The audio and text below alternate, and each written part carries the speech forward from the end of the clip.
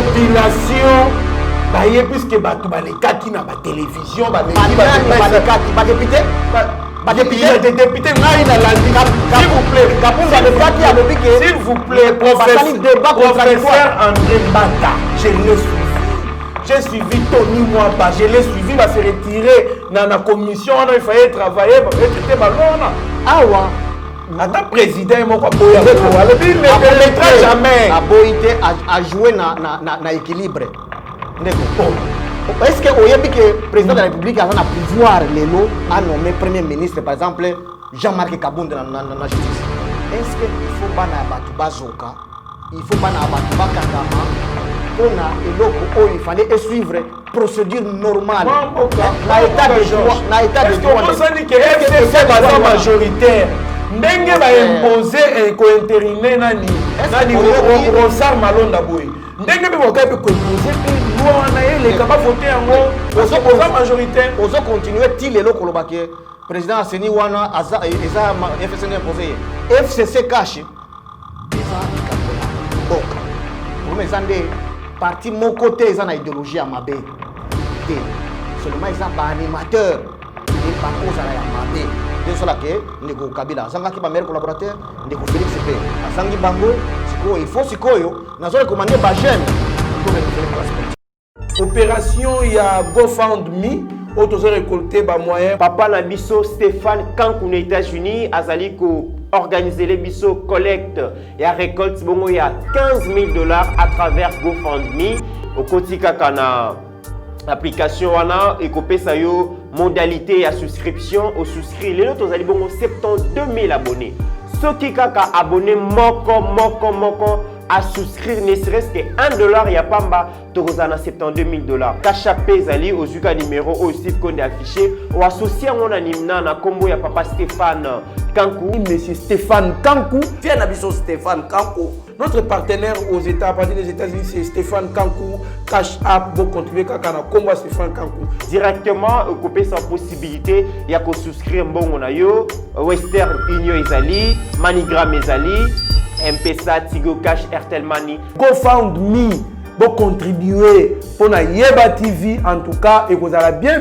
pour te servir bino na lolenge bolingi la to servir bino $15,000 ezali belé mais pour na Yeba TV votre chaîne eza moutier par soutien nyonso o bosanango bozo sala kolona biso kolope abatela bino bosunga biso dans 1 ou 2 semaines toko kisambongo wana tout ça ba matériel sophistiqué ba matériel professionnel qui permettre à ce que notre réalisateur aka musabino na musala wa kosala parce que bolobi Yeba TV c'est la qualité Yeba TV c'est le professionnalisme merci na bande ko nyoso ba soutenir biso kaka ndenge musalo ezokende to lembate kobondela po na mboka na biso la République démocratique du Congo. Bonjour mesdames et messieurs, bienvenue dans notre émission Éveil patriotique. Le lot Yambi Moutoumoko, c'est pour la première fois, mais nous considérons que ça ne sera pas la dernière fois. C'est monsieur Georges Milumbu Mulumbulia. Alors il est communicateur d'IFCC, Tokomega Robert Aneli Solo politique, na actualité surtout aux égorgés République démocratique du Congo sur le plan politique, dirais-je. Donc Tomeka MP kokota ozindo na poto yeba par rapport à expertise menaye wazana ngona domaine ya éducation ako bimisela bisonini parce qu'il n'est pas seulement focalisé dans l'éducation mais il est aussi un homme politique. Voilà pourquoi sans plus tarder tokopesa mwana mboka Georges Milumbu Mbote mwana mboka Mbote ndeko journaliste na sepeli na chaîne Nabino. Voilà pourquoi naye ko les capots batuba banda koyoka quand même des sons de cloche parce que vérité zalaka soki boyoki côté oyo boyoki pe côté mosusu nde kosala ke moi bongo ya bana mboka ekola pe koyeba busolo. Merci beaucoup, mon amboka Georges Milumbu, Tosepe Makasi. C'est votre première fois à participer à l'émission Éveil patriotique na Yeba TV. Mais comme je venais de le dire tantôt, Ezali Mbala Yalibuso, mais Yasukate, en tout cas, la porte sera grandement ouverte chaque fois que vous aurez besoin de passer sur Yeba TV. Sans plus tarder, vous voyez que l'actualité est dominée dans désignation, il y a président, il y a Seni. président Seni oyo il fallait qu'il couche surtout aux ali concernés pour nako bimisa consentement na bango na choix bamisusu bazali na moi ba regret mais tout moni muto ba pona qui déjà avec contesté na ba confession religieuse presque nyonso mais FCC azali ko s'imposer kaka pona ko tchaye yo en tant que communicateur il y a FCC. Pourquoi? Parce que je vous informe Lelo déjà intériné na Assemblée nationale. Mais pourquoi FCC s'empresse trop comme ça sur les choix de messieurs Ronsard Malonda? Oui. Le problème est ça, il ne faut pas tout linga et loko moko puis to boya sima nango. Donc, le problème est ça, est-ce que tozo boya mutu oyo ba tiewana ou bien tozo boya système électoral? Parce que ce qui mutu tokozwa kaka ba congolais nde ba kogere wana omoni ke après ndeko Kabila et comme lelo ndeko Félix ya opposition donc kaka ba congolais ba botami baza vraiment ba congolais nde ba kogere mboka mboka donc place wana eza ndeko congolais aleki est-ce que likambo na biso eza système électoral pona ngai système électoral yango moko oyo il faut normalement to bunda nango c'est pas par rapport à ba texte eza par rapport à ba acteur politique même ceux qui to boyi nini mode ya wana c'est-à-dire que tozo appuyer ndeko Félix c'était parce que ndeko Félix azaki opposant ya liboso oyo andimaki machine disons électorale ce qui to boy système électoral tozo boya politique ya ni ndeko Félix problème est ça pas par rapport au texte ya ni électoral problème est des opération de vote système donc système opérationnel ndeza na kokoso ndeza qui que ba témoin au bazalaki na ba centre de vote ba bimaki na ba nini na ba PVT nde esika wana ba congolais il faut to lamuka na élection mususu système en soi eza mamabete parce que mutu nyonso wazana asi asala mo recherche ata muke na nini par internet akoyeba que système eza plus fiable actuellement ce qui ba mécanisme à contrôle eza système à vote électronique et que ça que ba donner nyonso ekoyebana mbala moko surtout dans le contexte na biso problème eza comment batu biso période d'élection mutu nyonso azala na droit ya kotia témoin na ye na bureau de vote et puis abima na PV na ye nde faiblesse ya système électoral na biso eza problème ya mutu te parce que mutu akoleka wana akozaka congolais ba faiblesse oyo to akizaki na ndeko mulunda na ndeko nani meselawe malumadu ezalaki vraiment ba faiblesse wana ezaki réduite na système disons électronique c'est pourquoi on a apprécié ki ndeko Félix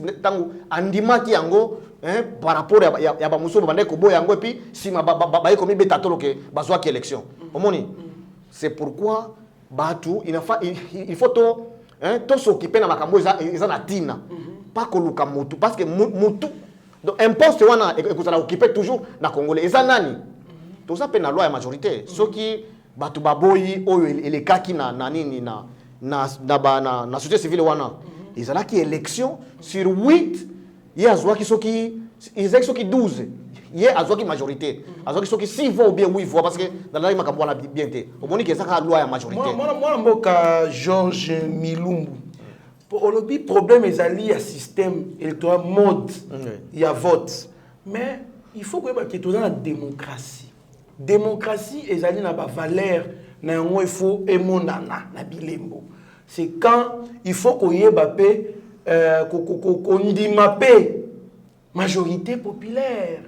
Et ça dit que kaka batumuké oyo bazo représenter majorité populaire bien que to yebi ba réalité ya élection ou les cas qui alors comment c'était que bazo qu'on négliger o ba to belé bazo loba mais bazo ngaka ba s'imposer kaka o lobi bien que non modalités en problème et modalité à vote des problème mututé non bien sûr mututé mais mutuana il faut batu oyo baza habilité à komimisa mutuana ba sepela na ye tant que l'église catholique baboyi ba protestant baboyi ba kimangiste baboyi finalement ce qu'on a outé pas banani ndeko voilà problème est ça on lobby bien démocratie démocratie oyo eza ya biso te biso to yekola démocratie ya bapaya biso ba africain tozaki na système démocratique na biso oyo totekaki bapaya totikaki bapaya ba pesa o ya bangonde tozo salela tozo lobela loi ya majorité. Est-ce que ndeko wana azwaki ba majorité na nini na groupe na bango? Réponse est ça oui. Soki na majorité wana moko mibale ba s'opposer ndege na parlement ndeko Kabunda azaki destitué. Ezaki loi ya majorité non? Siko soki ndenge azaki destitué, ce n'est que normal IDPS se proposer sous candidat mususu crédible. Omonique eza loi ya majorité nde démocratie ezotambola bongo. Soki catholique eboyi ezalaki wana candidat na bango aboya maki nani na majorité populaire wana ozoloba. Candidat wa soki wa ya nini ya SSC wana aboya maki na majorité na bango ngana zalaki te. Ezaki société civile, pas société civile, ezaka ka église catholique te, ezaka ka soki nini ki bangiste te. Eza société civile ndenge ba s'organisaka bango mo société civile na bango. Nde ba ponaki nani akozala grand électeur nani na bango. Siko na ba grand électeur na bango. Ndeko wana nde a gagné. Moi mboka Georges Nabo été. Oyebi bien que CENI ezali ba institution d'appui à la démocratie. Normalement bato bazabule faut bazala indépendant. Mais comment c'est que mutu wana zana obédience ya plateforme politique moboui. Mais bozo lingaka ya ça parce que on lui reproche, on dit qu'il est du PPRD. On dit qu'il est du PPRD. Azali pe il paraît pire petit ya Corneille Nanga. Corneille Nanga o batu ebele ba yebi ki azali na sens ya obédience ya président sortant. Est-ce que comment est-ce que bazo linga batu misusu bazo linga été surtout le bito tamo ya micro balader batu ebele ba koboya ye mutu wana parce que to mekaki déjà na mwana mboka biso to saka ne a Abigail Kilungu journaliste ya biso mwasi akitaki na terrasse ali batu tout bazaki contre ye. Mais pourquoi sikoyo est-ce ça l'a imposé kaka mutu wana? Bon, au monique tellement que aussi au lati image mabe ya FCC wana eza makambo ya société civile. Est-ce que ndeko wana azalaki na carte ya PPRD? Au monique même yo journaliste il faut dans le bien il faut déclarer makambo oyo parce que il faut tout ça les bande. Voilà pourquoi on dit il paraît osala est-ce au moni lelo ba parti politique wana FCC PPRD IDPS INC parti mon côté ils en a 100 000 membres sur l'ensemble du territoire. C'est-à-dire que tous la majorité silencieuse est belée. Sikoyo soki olobi aza mutu ya PPRD, c'est-à-dire que yo il faut y baza na carte ya PPRD. Soki aza na PPRD, soki au moni carte te, il faut ko éviter ko ebisaka batu makambo eza busolo te. Wana ezaki réunion ya société civile, pas ya parti politique. Il faut ko ebisa batu ke rencontre wana eza autorisé te même parti moko te et assister. Siko bazalaki majoritaire 8 ba voter mutomoko. Donc batonyo swana bazaki ya PPRD ou bazaki ya baso civile. Omonike soki to continuer na ndenge wana toko mboka oyo ekobandaka kozongela makambo oyo eza ban omoni tozana mboka uti kokoma na nini ezo indépendance ya 60 ans.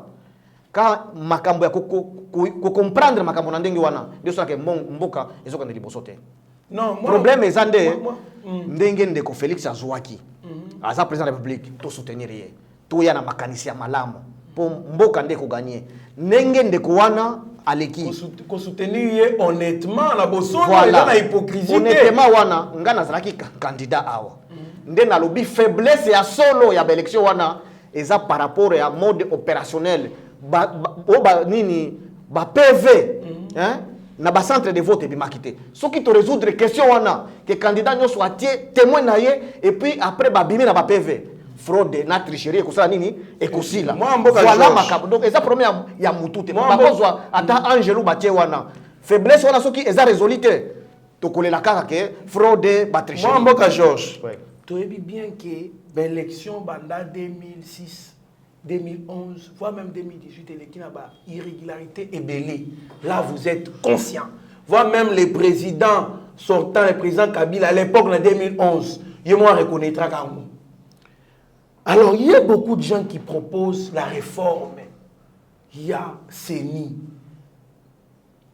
Il y a Christophe Lutundula a proposé un hémicycle Oyo. A proposé réforme à CENI à côté de Sango et pas la présidente Janine Mabunda. Tilelo, babouaka ngona tiroir. Jacques Njoli a proposé Tilelo bavandela yango. Pourquoi vous avez ko réformer le système? moni ya seni. Voilà. Pourquoi ezali priorité te bino bolinka kambala moko zaka na même système wana et puis mutuna no azala kaka pourquoi? Yo problème eza problème ya mutu ou bien ya système. Tolongwe déjà kotamba déjà. Tolongwe déjà kotamba mutu to comme ce qu'on a réforme. Nga déjà na lobby que il faut que mokolo ya vote ba témoin ba bima na ba PV. Wana eza déjà ni réforme na proposé non? Est-ce qu'il fallait causer là? Témoin, non, témoin c'est déjà ils ont déjà bon témoin faut bima na PV. C'est là qui obligatoire te nga na zala ki candidat. Oui. Na zwa ki mais na zala ki proclamé te. Faut erreur ezala ki a manque ya ba PV. Mais on a une imprudence makas. Comment est-ce que ba témoin na ba PV? Imprudence c'était na zo ebisa yo réalité. Comment ba témoin na ba PVT? Si faut réformer ezala yango wana nga na proposer non nde oyo peuple eza nango tina po bato bango ba voter bazala réellement ba gouverneur bazala ba député tina présidence. Est-ce que vous comprendre? Donc ezo zela te kaka Jacques Njoli donc réforme il faut ezala maintenant ça se discute à l'interne. Omoni ezaka ko loba libanda bango baza voter ba proposer makambo jamboka ya kala alobelaki na soki ezolobama to tia sete na point wana chaque centre témoin azala autorisé kozala et puis ba PV et bima chaque candidat azala na droit ya PV parce que ngai na lukunga non nazwaki kaka presque wana yebani témoin il faut abima na PV ata Steve Kolene wala na yebi ce qu'on réforme c'est mandeni ni parce que ba autoriser chaque témoin faut abima na PV mais ba témoin faut abima na PVT pourquoi puisque pour na peut-être imprudence na bango soit moi mbutu kotaki na centre tout ça là ba bisusu ba abandonnaki ba poste na bango ba bimaki avant dépouillement ou soit à l'embi na mi kendel na ye et pas na bango parce que côté wana na yebi ke ba bimaka na PV témoin na droit PV sauf ba observateur ba na droit ya PVT est-ce que réforme ozoloba que réforme ezala ba niveau ba témoin ba PV ya ndenge ni puisque témoin déjà dans na droit na PV azalaka na droit mais esalama quitté na élection donc ba tu ba boyaki ko ba résultat za qui publié par bureau de vote était wana eyebani omoni alors wana ezapa ba réforme mutu nyonso oyo aza na ambition ya ko diriger mboka na ye il faut to lobela likambo wana pour que ba nini mibeko wana ezala appliquer komona ke ba vrai représentant peuple nde ba kotonda na ba assemblée wana qui ndenge et l'équipe parce que moi je suis sûr que majorité équilibre non ceux qui osolo babongo oso cracher sur la mémoire ya ba congolais au base parce que Congo eza Kinshasa te eza Lubumbashi te mais ba congolais ba c'est la majorité o te ba moni que majorité et travailler plus pour l'intérêt ya ba individu ya bango moko ya groupe ya bato ba congolais ça je vous dis vrai. Bon, donc, Congolais. Non, aux Congolais. Majorité populaire, les petits peuples, qui ne laissent pas que les petits peuples. Qui ne laissent pas que les petits peuples vont se piloter la majorité au Yamikolo. C'est tout le monde qui crie mon conseil à dissoudre le Parlement, à l'Assemblée nationale. Pour dissoudre le Parlement, c'est facile de le dire. Oui. Est-ce que Tozana Makoki a organisé l'élection après 90 jours? Réponse est non. Ce qui m'a conseillé, à sali angote crise de kokota selon bino est-ce que na koloba ceux qui m'ont organisé l'élection après 90 jours de crise de kokota ceux qui to défi mbongo na mupaya impérialisme ezongi est-ce que oyebi ke ndenge biso ba congolais to poni président na biso to lingi Félix Azawana ils a déjà ndenge ya ko bengana impérialisme ndenge to organiser ba élection na makoki na biso tozo bengana impérialisme parce que marché wana et pesamaki selon volonté ya ba conseil biso donc ndeko Félix a ko décider que non marché oyo to pesa mutu songolo pas nyonso ezala imposer kaka na soki parlement ça dissous c'est-à-dire que to ko zala imposer président de la République est-ce que congolais azolinga disons néocolonialisme ezonga nga naza partisan ya makambo wana te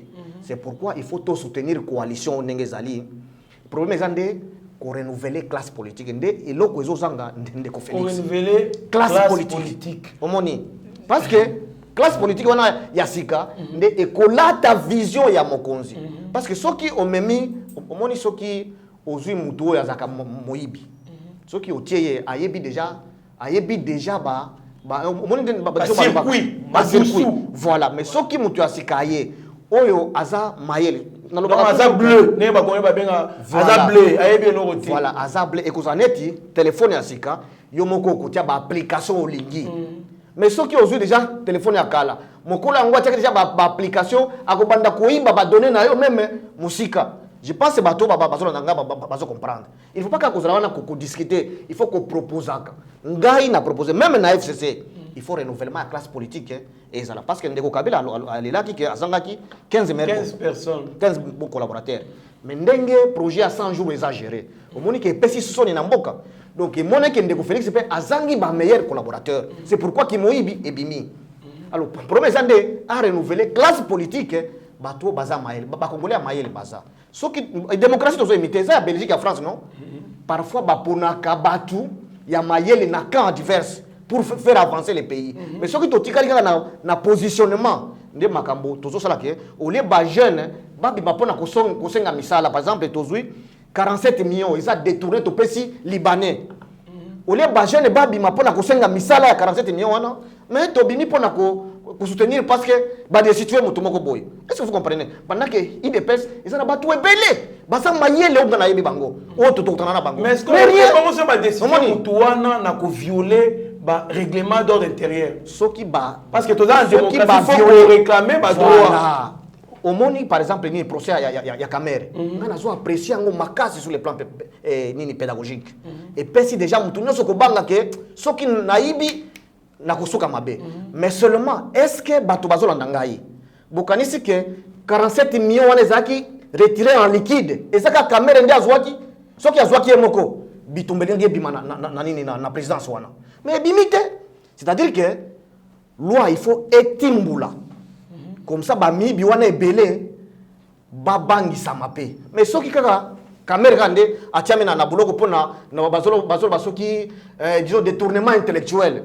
Au moni kaka ikokozaka déjà ndenge nazawa yozo kanisa o FCC ezo bloqué au moni ke obandisa ko kopesa nga faute pendant que nazo ba bref c'est belé ou l'ex FCC a bloqué makambe belé to comment ndeko yo bali mwasi asada mwana au lieu obongisa vie ya mwasi wana yo komi kaka yo botaki il faut tokanga mobali yo abotaki yo pendant que mwasi azola lanzala pendant que mwana azola lanzala olea ko kanta ndenge nini okobosa ni sa mwasi pasi na yo ya kala opesa ye ma via ya bonheur okomi kaka non mwasi ya kala o bana na yo c'est parce que wana ezo bake uza incapable ya ko trouver solution ya ba problème ya mwasi wana vous comprendre donc makambo FCC ezo bloqué c'est pourquoi na proposaka toujours et pas mon konzi que gouvernement na par exemple batu bazana besoin de sentir changement pour pas sentir changement c'est pas problème ya bitumba oyo kabundu Kamere soki nani promesa contrat d'achat de performance bazolo ba ministre songolo ay ko bisa président de la République non bazoti na bloqué mutu aza faible na médiocre musala na isaka ko funda ko kosa nde musala na siko ngana proposer contrat d'achat de performance ay bisa ministre wana bon yo sa ministre ya par exemple ils ont ya titre foncier mutu nyonso asomba terrain ayebi que contrat faut de $300 et $1000 mais o ekota na dégerade et les $50 te ayebi sa ministre wana titre foncier que ndeko na dingi budget na yo oyo est doublé dans 3 mois on m'a dit contrat d'achat de performance ce qui est doublé na kopesa bonus à autant système wana eketi na ba géomètre de bato ba ko sentir changement au moninga mutu FCC makanisho ngaza na ngwesa nazolo ba to benga na tele to sala boy but il faut bayande na ba proposition pas mon konzi parce que ba congolais tout ça na ma plombe minene mais mayele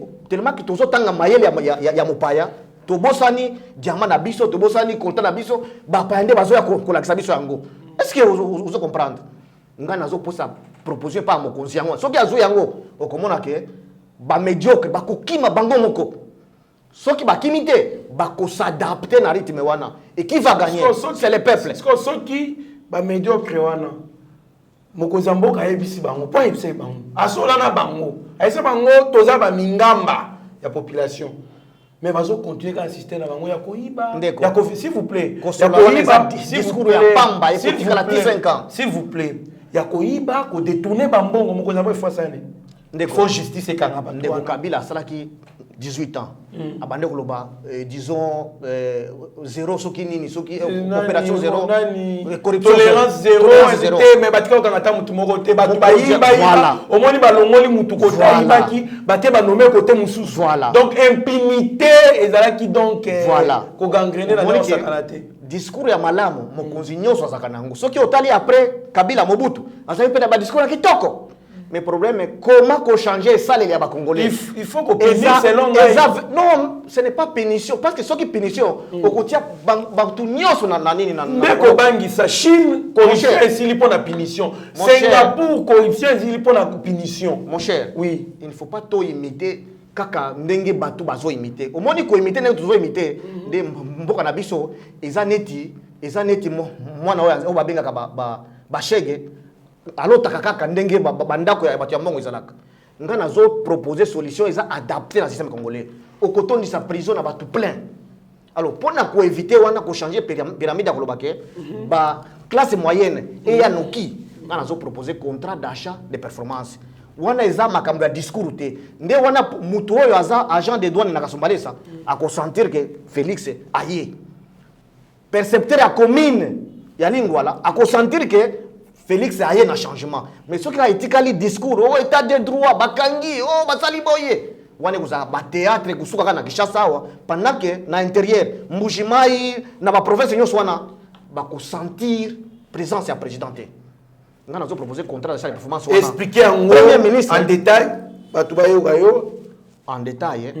Déjà aussi nga na sala na banque mondiale na proposant on a projet mibale zo salema awa na ba province ebele et pesi bana kongo misala système wana izo promouvoir gouvernance donc au sali ebele au futami ebele batu bako banda ko éviter ko na ko so sali pe ebele pe to sali pe mukete ozui pété c'est-à-dire que batu bako banda ko envier ko sala ba percepteur na nzela ke ko sala PDG parce que PDG awa na minicho kaka président de Moutiambongo, ministre de Moutiambongo, PDG de Moutiambongo, bourgmestre de Moutiambongo. Ou bien, nini petit bitinga ya bourgmestre de Salambongo. Mais bateau bazo kende en contact, nga naza pe nini opérateur économique. Na yebi réalité wana, c'est pourquoi nazo ya na solution o eza adapté na mboka. Ole to bandaka o critiquer o Félix o boy. Moi mboka Georges, s'il vous plaît. Au lobby ceux qui ont salité aux IPT. Oui. Est-ce que vous avez sala et continue à faire salité mais hier azia bombia moi qui na mon anda ko panae. Ndé système wana ekusila. Omoni yango na lobby boye. Ceux qui a sali à côté on a caisse à qui na ngo panae. Akosala bongo te. Omoni. Ngai nazo sala na par exemple na kenkerie. OK, voilà. Plus ceux qui ont memelinga client, aux en a 10% directement. Pas que ose la d'abord quota.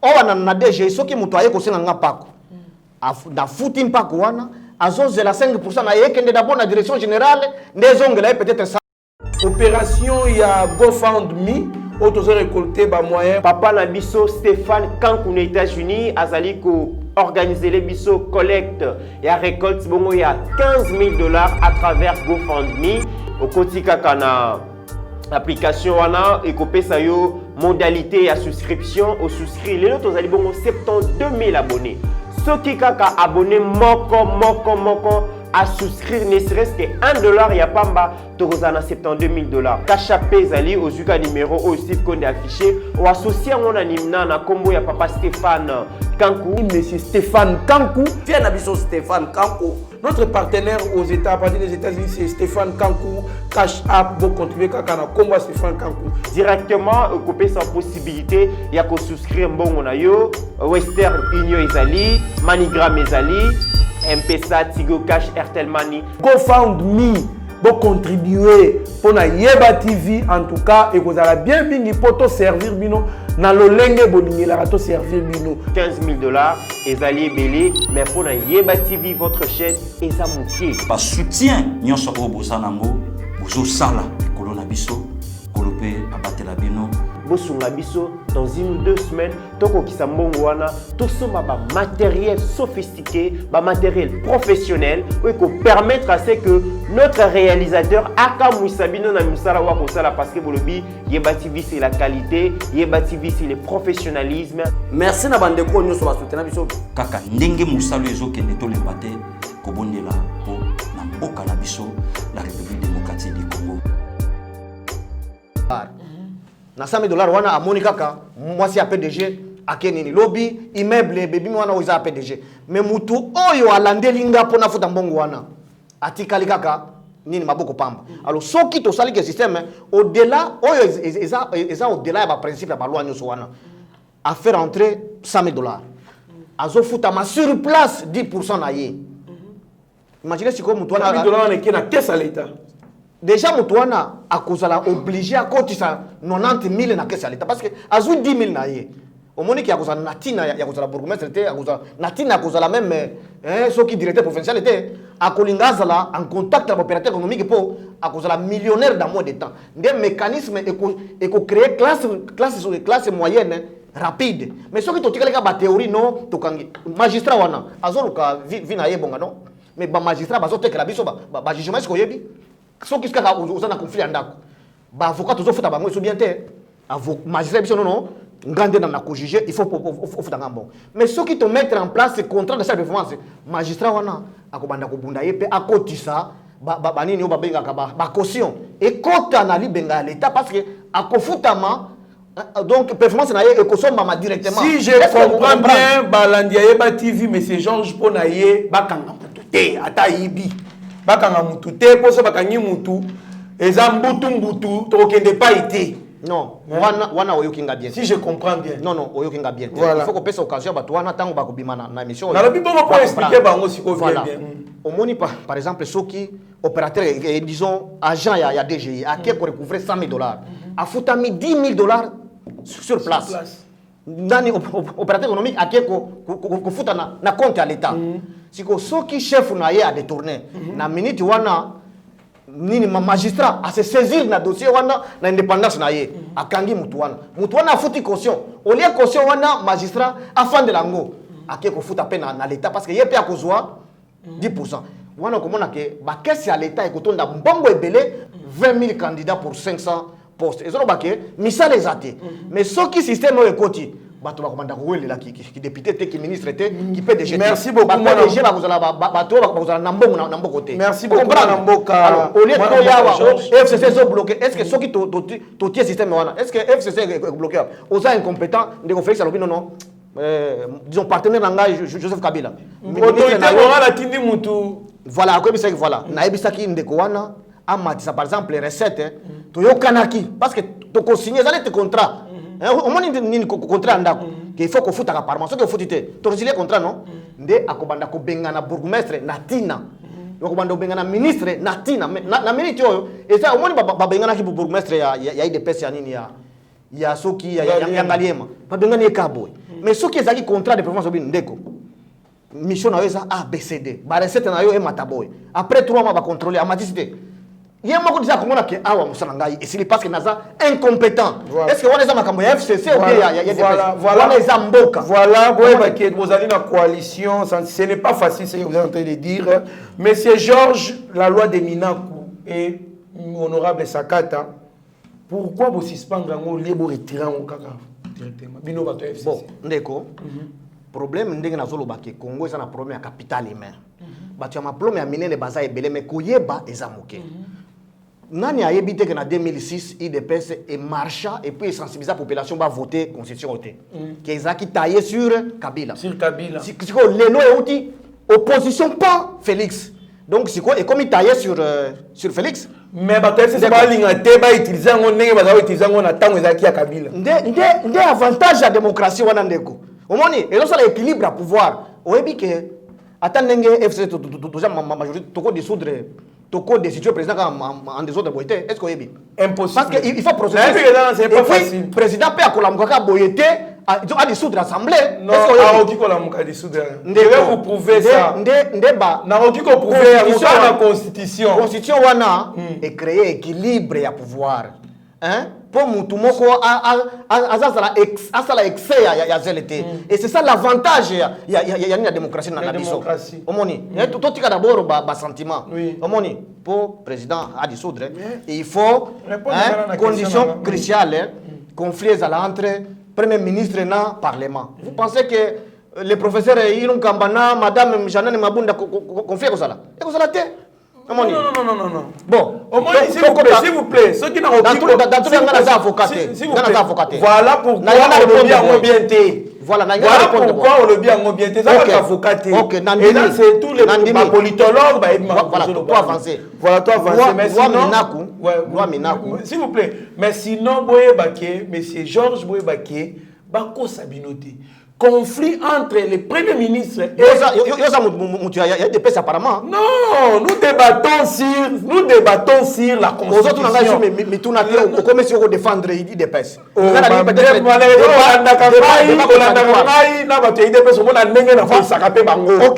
Voilà, donc c'est peu ça. Mais il va répondre sur, disons, loi Minakou. Allez-y comme ça. Ce que je sais que loi Minakou, c'est parce que c'est Minakou. Et l'ongia Minakou, c'est pourquoi même Ngaï, la team de la Kinde, on a un message qu'il fallait loi wana ou la tisamutomusus. Et ça peut ni député moko ya des pèses. Ngana la tsaki ba proposition il y a réforme. Oh tout cela qui étude scientifique parce que ngana za doctorant en comité de l'éducation. Étude scientifique tout cela qui na mboka tout monique ba engager ba to ebele na service ya sekopé. To ça ndeni. Na stratégie au moins ceux qui to la team to FCC ba koloba bona boy to pesi ni député moko ya nani ya des pèses. Honorable Tony Mwaba. Ngana tangi kombote. Parce que na yebi ke yende mutu kutu afundi kutu nani ministre ya EPST. Kofunda wa soki yena na ebité. To cela qui recherche ba TV to d'abord to ça ba recherche to ça to mona ke sikoyo sala pe recherche mona ke eza ba recherche to sala ki biso ba recommandation recherche wana de to la tisa ki député wana. Pona nini pona bolinga mboka ya avancer. Est-ce que vous comprenez? Est-ce que wana to sala ngo parce que na FCC ou bien pona parce que na yebi ke mboka oyo soki to continue na système oyo. Mutu oyo a remplacer Félix a kozanga meilleur collaborateur ata moko. Omoni parce que école na biso tozo préparer ban alphabet belé mais ba porteur de gros diplômes de licenciés, de docteurs mais koyeba expertise. Nga nazo sala na Banque mondiale. Bato ba sala na Congo. Plus baza ba pa.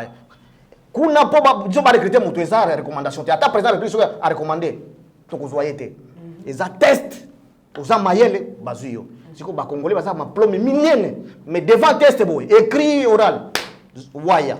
Pour nini école na biso tozo tikala na ba école oyo ya kala ya nini eza na ba programme occident c'est que bana babazo sisa au commis mémoire plagiat autangi je suis enseignant d'université les étudiants terminent sans avoir lu un seul livre du début à la fin ça me fait très mal c'est pourquoi je suis en train de faire ma part comme congolais na tangaki libanda parmi les 100 meilleures universités au monde na zongi na komaki stratégie éducation yo eza politique ya gouvernement naza moko na bato to komaki pona nini pona bolinga mboka to changer donc to zaka wana te pona ko critiquer FCC cache eza likambo ya mboka pour mes ande parti moko te eza na idéologie ya mabe te seulement eza ba animateur ne ba cause la ya mabe nde sola ke ndeko Kabila azanga ki ba meilleur collaborateur ndeko Félix P azangi bango sikoyo il faut sikoyo nazo recommander ba jeune to renouveler classe politique. Est-ce répondre nga pena question na ngati est-ce que ba loi ya Minakou wana ezali vraiment opportun pendant un moment où est-ce que vraiment il faut qu'à dépouiller appareil judiciaire na pouvoir nango prérogatif moro nango c'est important vraiment pas on la pouvoir sous na ba juge ou na ba magistrat ba léguer en kende na côté ministre de justice nganaza député té la priorité d'un texte ezo dépendre na ba député question wana omoni ke bango moko ba député ba komi na suka balobi ke to suspendre yango ndende il parce que Mozambique aboy yango déjà non na discours na il était trop clair là-dessus aboy yango te soki aboy soki koboya wana ezaka omoni réforme eza epesami na mutu nyonso te mais un article va tout réformer est-ce que oyebi ke projet un article verrouillé ndeko biso ba leader politique tozo bebisa mboka par notre incompétence. Tant on a dit que toza capital humain, toza ba diplôme belé mais compétence ezate, leadership ezate. Ezaki proposition ya loi oyo ba jeune ba bukami makolo ba kangami proposition ya loi. Au lieu de député pour bango ba juger que ça bien té. Apparemment ozo pesanga te ya koloba ozo katanga ba idée trop. Non, nazo katanga ba idée té. Député a voté pour qu'on discute la loi. Est-ce que Toyoka qui est député moko ya IDPS ya cash a sengi que basa la débat na télévision population ils la éclairer ni ezali rien ezaki proposition ezaki neti like ba étouffer ango population ndenge za wana eyebite busolo eza wapi mabeza pia ya loi wana siko ngai ngana za s'il vous plaît mon mboka Georges population baye puisque batu balekaki na ba télévision ba balekaki ba député ba député ngai na landi s'il vous plaît Kabunda lekaki a lobby que s'il vous plaît professeur André Mbata je l'ai suivi. J'ai suivi Tony Mwaba, je l'ai suivi, va se retirer dans la commission, il fallait travailler, traiter ballon, parce qu'on va trouver que ballon est dépouillé dans le pouvoir judiciaire. Devant loi Oyo, ils ont des populismes et salami. Loi Wana, qui vous dit que dans la constitution, il dépêche c'est Boyaki. Les lois de Félix Salati Angono, il y a commis premier citoyen à Congo, non? Au Monique, Baboyaki. Ba instrumentaliser la population ba boy awa ata président moko boya ko alobi il ne permettra jamais aboité a jouer na équilibre ndeko est-ce que oyebi que président de la République a un pouvoir lelo a nommer premier ministre par exemple Jean-Marc Kabunda na justice est-ce que na justice oui est-ce que oyebi yango na ko nommer premier ministre boya a nommer oui na justice est-ce que mais il faut avoir la majorité au sein de la majorité parlementaire. Qu'est-ce qui lui empêche à négocier na partenaire politique à son ministère mais à condition que le partenaire politique va s'appeler la volonté. Si la loi est impersonnelle. Donc la loi il faut être impersonnelle. C'est-à-dire qu'elle est moutouté. Déjà exemple la constitution au DPC en 2006. Tout le monde dit que la constitution c'est quoi Ndeko Félix les vrais opposants radicaux oyo ateka ki muli motende ki ba opposant mususu wana lokuta à l'article constitution wana pourquoi to banda ko instrumentaliser population parce que loi wana ezali une opportunité ba député ya cash ba discuter na sous commission parce que ezali proposition ba discuter na plénière ba senga za la télévision pour population et ba pona nini ko boyango mais rien salamité après wana ce qui est inami na président auti na nani na IDPS non azana pouvoir ya ko renvoyer loi wana que Sénat des chambres écoutana ba changer la votation voilà est-ce que il faut bana batu bazoka il faut bana batu bakangama pona eloko o il fallait suivre procédure normale na état de droit est-ce que majoritaire ndenge ba imposer ko interiner nani Ronsard Malonda boy ndenge be boka ko imposer pe loi na ele ka ba voter yango aux majoritaire ozo continuer ti lelo kolobake président Seni wana eza FSN imposé mais oui mais ça société civile ndeko il faut aider la population s'il vous plaît église catholique est boy est-ce que batwana non s'il vous plaît ba confession religieuse ya minene otoyebi ba boyi apparemment ozolinga ko aider population comprendre non mais au contraire la question il y a bango que eza société civile esangamaki est-ce que okutaki mutu moko za na carte ya PPRD wana ozana na preuve c'est la société civile loi majorité yango wana société civile corrompue pesali bon ce qui est comme corrompu ils ont problème FCCT ils ont problème ya IDPS ils ont problème ya système congolais ya éducation ils ont mabé parce que tozo former bato yo bazana ma problème minene mais na banque émotionnelle na bango corruption fraude au monique na programme ya 100 jours wana et pas si mo kozamboka soni non 100 jours. Bien au contraire, il y a une popularité dans les parce que le fait que Bakangi Koutou, collaborateur dans les détails. Popularité wana osolo bango awana na télévision na onga na uti Mbujimai, Kananga, Kolwezi, Lubumbashi. Soki programme ya 100 jours ezo yebana. Bon, to kota d'abord na ndenga mabete on a yebi na yela ki collaborateur na po ayibi mbongo et Matisse. Et la question qui a imposé sur les plans à implanter état des droits. Sur le plan pédagogique, il peut mais est-ce que ndeko Kamere aliaki 47 millions wana yemoko? Ce qui aliaki yemoko, il fallait parce que tant que tout c'était ce qui est là trop na procès wana c'était monsieur Vital Kamere, mais il devait citer tout attendaki que apparemment on l'a dit que yo ebi droit non. On est là pour procès pénal. Il fallait défendre Kanaye. Si quoi procès magistrat wana batimbola lisusu. Mbongo wana retiré en liquide. Nani asimbaki yango. Baza belé parce que bitumba bimaki na présidence c'était ndeko. Est-ce que vous avez bitumba na présidence? Pour nani? Na katanga disons tout attendaki ba wana bien côté va charger munoko moko elobaka.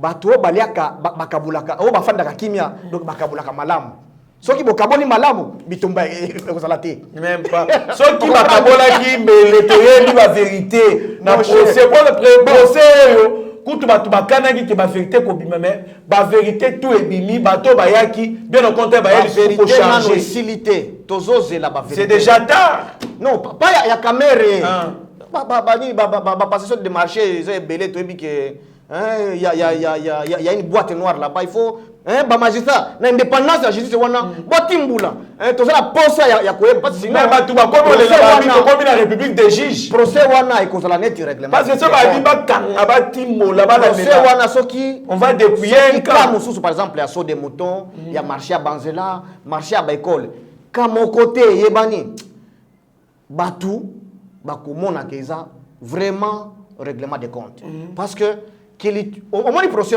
et la question de l'élite congolaise ils ont géré mboka ngana zo sepela na point wana la question que ni capital mais congolais eza ya faible wana leçon wana mais seulement il faut bâtir la pour ba pesa mokoza ngai selon ngai soki bakangi mutu mususu na par exemple na marché assez ba entreprise écrémaki dans une semaine et ça peut na ba irrégularité belé donc ba détournement intellectuel les belé sikoyo bakanga ta mutu musuyu oyo moko komona ke batu bakola la condition que aiba ce aibi moi je détournement intellectuel oyo infraction to yebi sikoyo eza il faut batimbula voilà moka Georges na moni déjà Steve Konde kuna la exception que to komi presque na suka gouvernement et coalition mais tout le monde en quelque sorte c'est comme si bino batu ya FCC bozo accusé plus échec na président mais quand il s'agit du pouvoir oh c'est nous qui gérons c'est nous qui avons la majorité c'est nous qui sommes comme ça ainsi de suite oh population et ça dit na carte ya souffrance na carte si toi dollar ils ont mal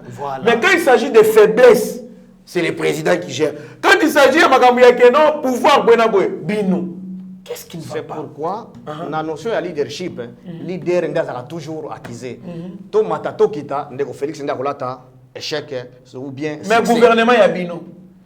Gouvernement à 70%. C'est pourquoi ngai au lieu totika la distraction au premier ministre qui vice ministre Bakangié au Kabundu va destituer au Bakangié pas ça qui infraction. On parle seulement des hommes tokende siko na makambo ya tina nde ngai naza mutu FCC non na proposer contrat d'achat de performance ba meka kokola tango to meka ngota na commune oyo moko na Kishasa ba ko sentir que population ko sentir que Félix aye wane ko zala batu ya FCC te ko zala ya KHT et ko zala mutu o koki ko zala makambo wana te olumbwe asengi pas partenaire na ke ministre Otala azwa kité makamba koloba o cash ezo bloqué eza problème ya batu bazoko kakoya na ba proposition ya changement te ezaka ba critique critique et ko faire avancer te moi mboka FCC baza ba congolais ba cash baza ba congolais maintenant ba congolais nde baza na maplome minene mais compétences expertise moké c'est pour ngana zo sala proposition wana pour ndeko Félix ala ta succès na 2023 batu ba pesa confiance pas soki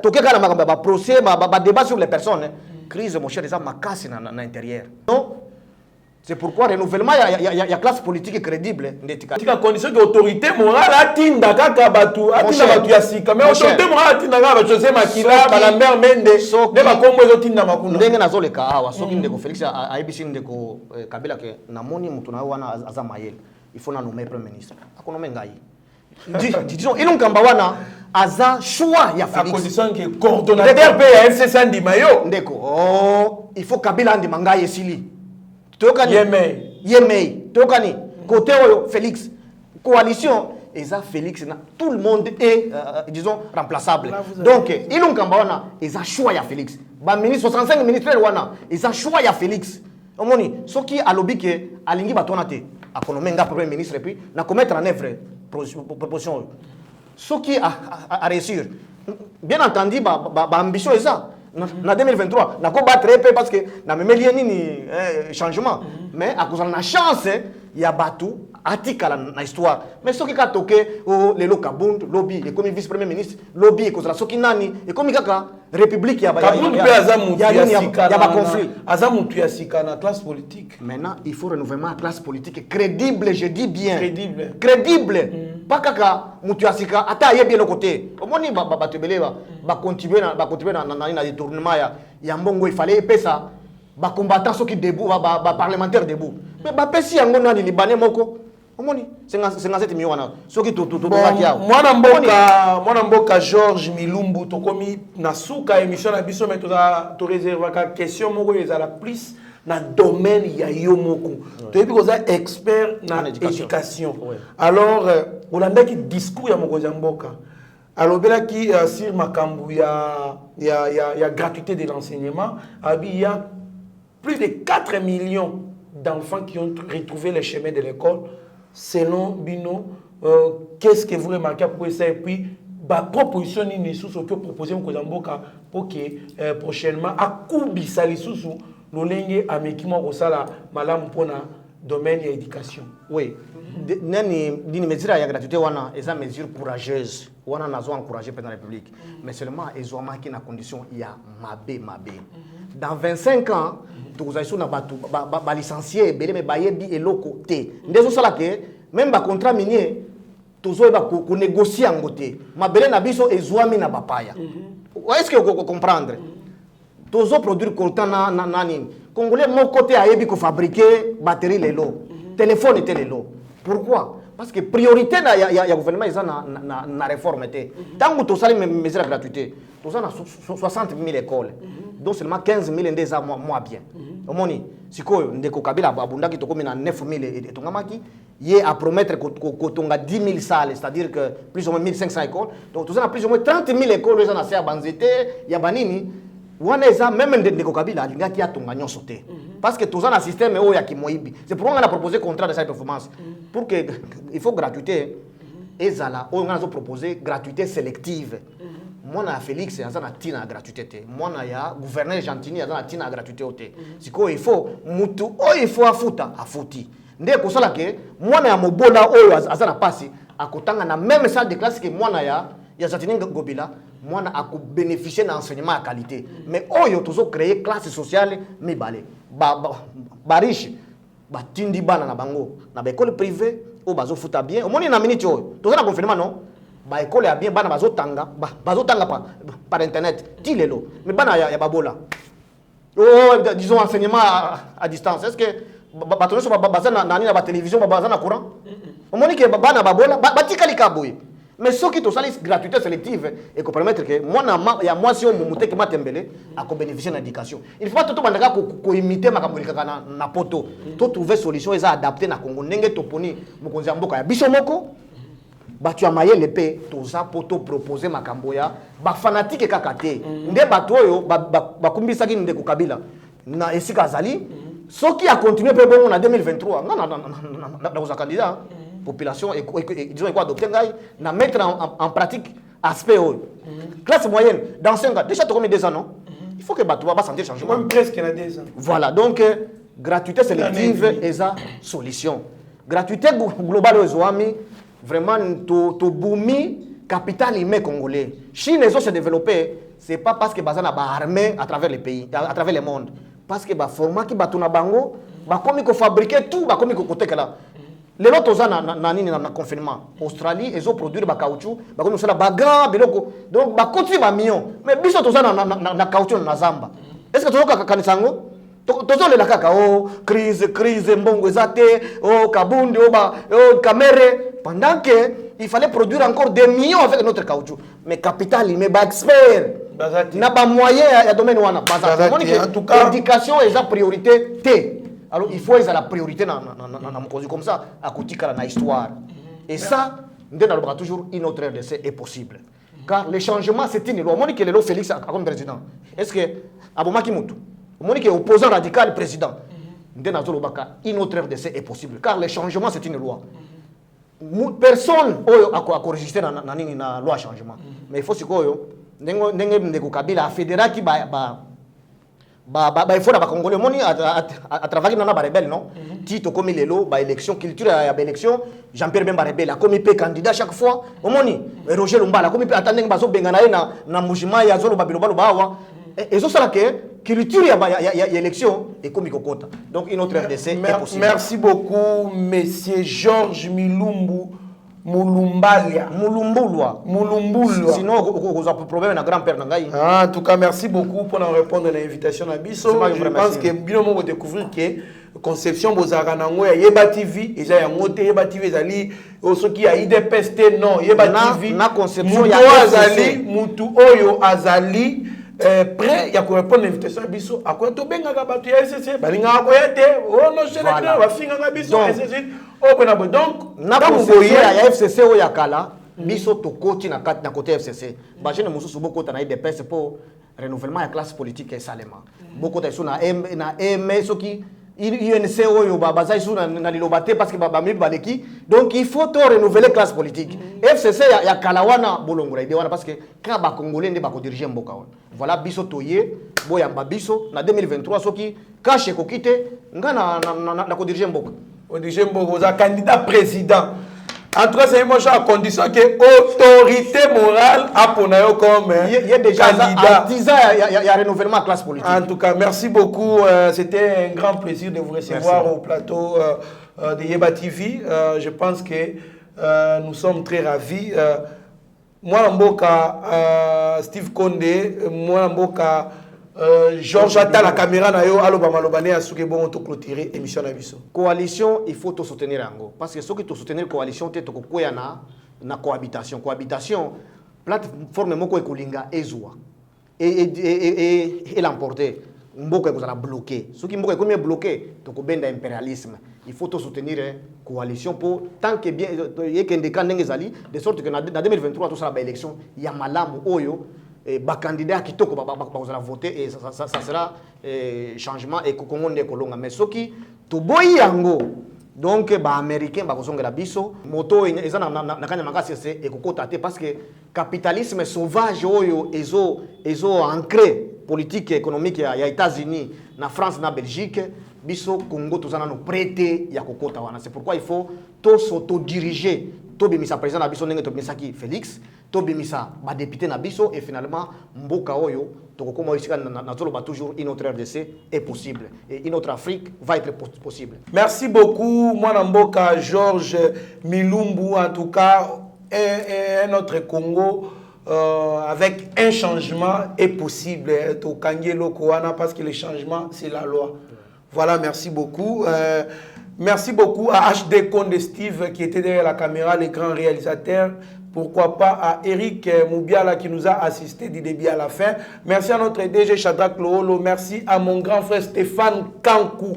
Et sa charmante femme, moi je le cas pour la première, Bibert Chimbalanga, Bionyo Sotou, Baketozali na opération, il y a GoFundMe, autos récolté des moyens pour ça la TNT à Yeba TV, alors vous contribuer. Notre partenaire aux États, à partir des États-Unis, c'est Stéphane Kankou, Cash App, vous contribuer quand on a combat Stéphane Kankou. Restez branchés sur notre chaîne, vous serez en aucun cas déçus.